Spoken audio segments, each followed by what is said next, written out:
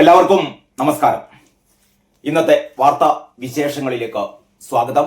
നമുക്ക് ആദ്യമായി ഒരു വിപ്ലവ ഗാനം കേട്ടുകൊണ്ട് വാർത്താ വിശേഷങ്ങൾക്ക് തുടക്കം കുറിക്കാൻ തോന്നുന്നു. അവനവനു വേണ്ടിയല്ലാതെ അവരന്നു ചുടുരക്തമുറ്റി കുലം വിട്ടുപോയവൻ രക്തസാക്ഷി.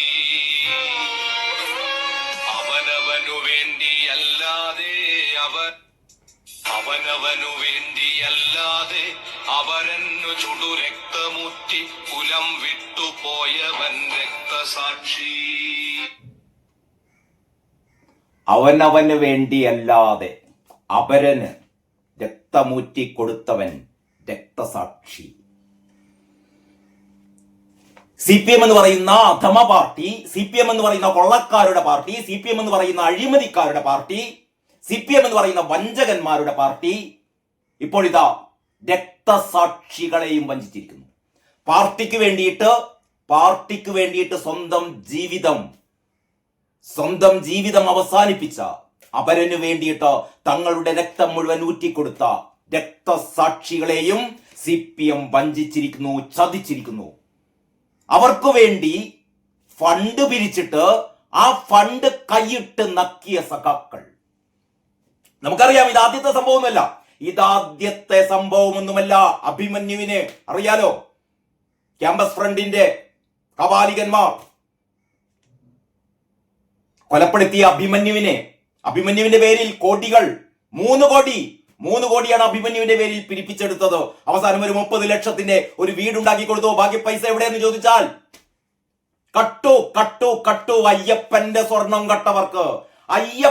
സ്വർണം കട്ടവർക്ക് രക്തസാക്ഷികളുടെ പേരിൽ പിരിച്ച കോടികൾ കക്കാൻ എവിടെ വിഷമം?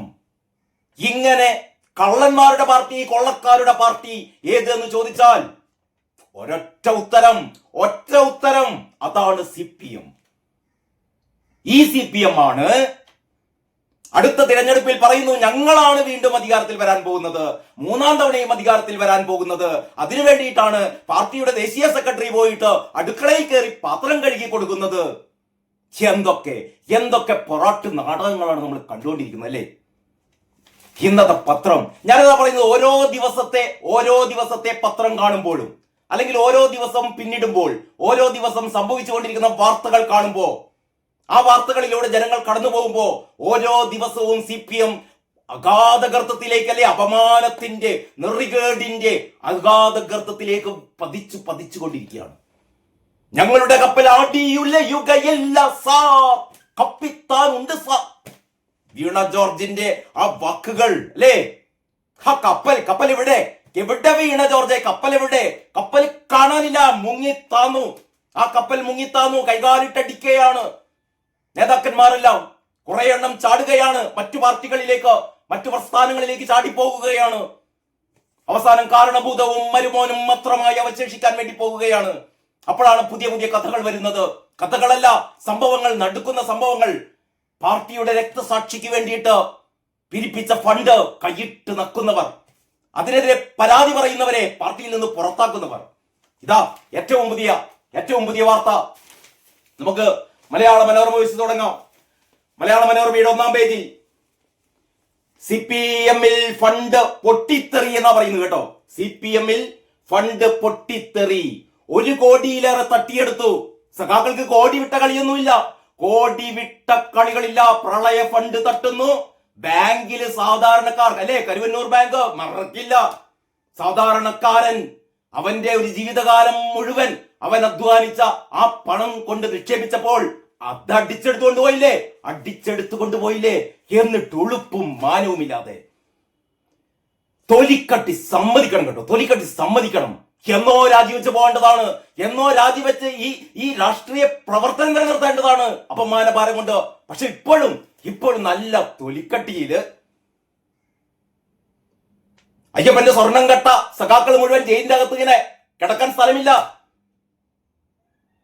എൻ വാസുവും പത്മകുമാറും വിജയകുമാറും പാർട്ടിയുടെ സമുന്നതരായ നേതാക്കന്മാരൊക്കെ ഭഗവാന്റെ സ്വർണം കട്ടിട്ട് കിടക്കുകയാണ് ജയിലിലല്ലേ. സുപ്രീം കോടതി, രാജ്യത്തെ പരമോന്നത കോടതി ചോദിക്കുകയാണ്, ഉളുപ്പില്ലാത്തവരെ ഭഗവാനെ പോലും നിങ്ങൾ വെറുതെ വിട്ടില്ലല്ലോ. ഭഗവാനെ പോലും വെറുതെ വിട്ടില്ലല്ലോ അധമന്മാരെ എന്ന് ചോദിക്കുന്നത് സുപ്രീം കോടതിയാണ്. മുൻകൂർ ജാമ്യാപേക്ഷയുമായി ചെന്നപ്പോ വാസുവിനെ ഓടിച്ചത് എടോ ഭഗവാനെ കട്ടവരല്ലടോ നിങ്ങൾ, ഭഗവാന്റെ സ്വത്ത് കട്ടവരല്ലടോ നിങ്ങൾ, എന്ത് മുൻകൂർ ജാമ്യമിടോ, കടന്നു പോടോ എന്ന് പറഞ്ഞ് ഓടിക്കുകയാണ് സുപ്രീം കോടതി. നിങ്ങൾ എവിടെയും കേട്ടിട്ടുണ്ടോ ഇത്രമാത്രം തപ്പതിച്ചൊരു പാർട്ടി? എന്നിട്ടും അവർ പറയുകയാണ് ഞങ്ങൾ ഇതാ അധികാരത്തിൽ വരാൻ പോവുകയാണ്. ഇവിടെയാണ് പറയുന്നത് തൊലിക്കട്ടി എന്ന് പറയുന്നത്. 1 കോടിയിലേറെ തട്ടിയെടുത്തു. തുറന്നടിച്ച് കണ്ണൂർ ജില്ലാ കമ്മിറ്റി അംഗം വി കുഞ്ഞികൃഷ്ണൻ. ആരോപണം പയ്യന്നൂർ MLA TI മധുസൂദനെതിരെ. ധനാപഹരണ പരാതി മുഖ്യമന്ത്രിക്കും ഗോവിന്ദനും അറിയാമായിരുന്നു എന്നും കുഞ്ഞികൃഷ്ണൻ. ഇത് ഈ പറയുന്ന തട്ടിപ്പ് കാരണഭൂതത്തിന് അറിയാമായിരുന്നു. ഗോവിന്ദൻ എന്ന് പറയുന്ന ആ പൊട്ടൻ അറിയാമായിരുന്നു. പാർട്ടി സെക്രട്ടറിയാണത്രേ. എല്ലാവരും അറിഞ്ഞ തട്ടിപ്പ് അല്ലേ? 3 പാർട്ടി ഫണ്ടുകളിൽ നിന്നായി 1 കോടിയിലേറെ രൂപ പയ്യന്നൂർ MLA TI മധുസൂദനന്റെ നേതൃത്വത്തിൽ തട്ടിയെടുത്തു എന്ന് CPM-ന്റെ ജില്ലാ കമ്മിറ്റി അംഗം വി കുഞ്ഞികൃഷ്ണൻ പരസ്യമായി ആരോപിച്ചു. പാർട്ടിക്കകത്ത് കത്തി നിന്ന വിവാദം ഇതോടെ പൊട്ടിത്തെറിയിലെത്തിയിരിക്കുകയാണ്. ക്രമക്കേടുകളെ കുറിച്ചുള്ള വിവരം ഓഡിറ്റ് രേഖകളും തെളിവുകളും സഹിതം പാർട്ടി നേതൃത്വത്തിന് നൽകിയെങ്കിലും കുറ്റക്കാരെ സംരക്ഷിക്കുന്ന നിലപാടാണ് സ്വീകരിച്ചത് എന്ന് കുഞ്ഞികൃഷ്ണൻ ആരോപിച്ചു. ധനാപഹരണത്തിന് നടപടിയെടുക്കാതെ കണക്ക് അവതരിപ്പിക്കാൻ വൈകി എന്ന കാരണം പറഞ്ഞ് പേരിന് നടപടിയെടുത്ത് കുറ്റവാളികളെ സംരക്ഷിക്കുകയാണ് പാർട്ടി ചെയ്തത്. 2016 കൊല്ലപ്പെട്ട CPM-ന്റെ പ്രവർത്തകൻ ധനരാജിന്റെ പേരിലുള്ള രക്തസാക്ഷി fund, party area committee office നിർമ്മാണ ഫണ്ട്, തിരഞ്ഞെടുപ്പ് ഫണ്ട് എന്നിവയിൽ വൻ തിരിമറി നടന്നതായി 2022 മെയ് 4 തെളിവ് സഹിതം മലയാള മനോരമ റിപ്പോർട്ട് ചെയ്തിരുന്നു. അതിനെ തുടർന്നാണ് പാർട്ടി ഒരു നടപടിയും എടുത്തില്ല. അവസാനം ഇതാ കുഞ്ഞികൃഷ്ണൻ പൊതുസമൂഹത്തോട് പറയുന്നു. അതിന്റെ ഉള്ളില് പാർട്ടിക്ക് എന്താ സംഭവിക്കാൻ പോകുന്നത് എന്ന് വളരെ കൃത്യമായി പറയുന്നു. വി കുഞ്ഞികൃഷ്ണന്റെ ഒരു പ്രത്യേക ഇന്റർവ്യൂ ഉണ്ട് കേട്ടോ, ഈ 5-ാം പേജിൽ. ഈ പ്രവണത തുടർന്നാൽ ബംഗാൾ ആവർത്തിക്കും. നമ്മൾ എത്ര പ്രാവശ്യമാണ് പറയുന്നത് അല്ലേ? ബംഗാൾ ആവർത്തിക്കാൻ പോവുകയാണ്. ബംഗാൾ അല്ലേ? പണ്ടൊക്കെ പറഞ്ഞുകൊണ്ടിരുന്നത് പാർട്ടി പറഞ്ഞുകൊണ്ട് ഞങ്ങളുടെ ബംഗാളിൽ പാർട്ടി എന്താണ് പറയുന്നത്? 34 വർഷം ഞങ്ങളെ പരാജയപ്പെടുത്താൻ ആർക്കും ആവില്ല. ഇപ്പോ ഒരാൾ മത്സരിക്കാൻ ഒരാൾ പോലും ഇല്ലാതെ ബംഗാൾ പോയി, ത്രിപുര പോയി. കഴിഞ്ഞ ദിവസം പ്രധാനമന്ത്രി പറഞ്ഞില്ലേ ത്രിപുരയിൽ നിങ്ങളില്ല, ഇപ്പൊ ഞങ്ങളാണ് ഭരിക്കുന്നത്. 2 തവണയായി BJP ആണ് ഭരിക്കുന്നത്. ബംഗാളിൽ നിങ്ങളില്ല, അവിടെ BJP മുഖ്യ പ്രതിപക്ഷമാണ്, അവിടെ മമത ഭരിക്കുന്നു എന്ന് പറഞ്ഞാൽ CPM എന്ന് പറയുന്ന പാർട്ടി നശിച്ച് നാറാണക്കല്ല് കണ്ട പാർട്ടി. പക്ഷേ സഖാക്കന്മാർ, കുറെ അന്തം കമ്മികൾ പിണറായി വിജയന്റെ ഈ പറയുന്ന അമേദ്യത്തിനായി ഇങ്ങനെ തിക്കും തിരക്കും കൂട്ടിക്കൊണ്ട് അത് അമേദ്യം തൊട്ട് നിൽക്കുന്ന അടിമ കമ്മികൾ ഇപ്പോഴും പറഞ്ഞുകൊണ്ടിരിക്കുന്നു.